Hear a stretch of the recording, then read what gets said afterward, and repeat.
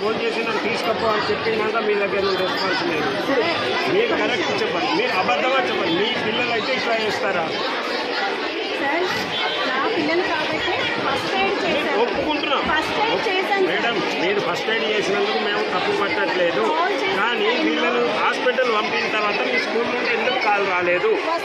ఎక్కడ వచ్చింది వీళ్ళు? ఇప్పుడు వీళ్ళు హాస్పిటల్ పోయి చెకప్ అయ్యి మళ్ళీ ఇక్కడికి తీసుకొని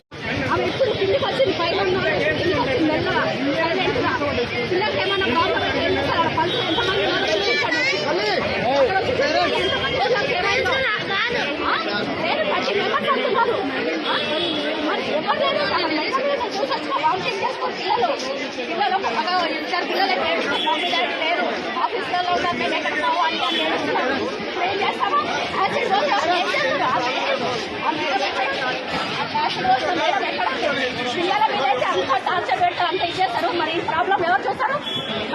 ఎవరు చూస్తారు? ఒక్క నిమిషం నిల్చొని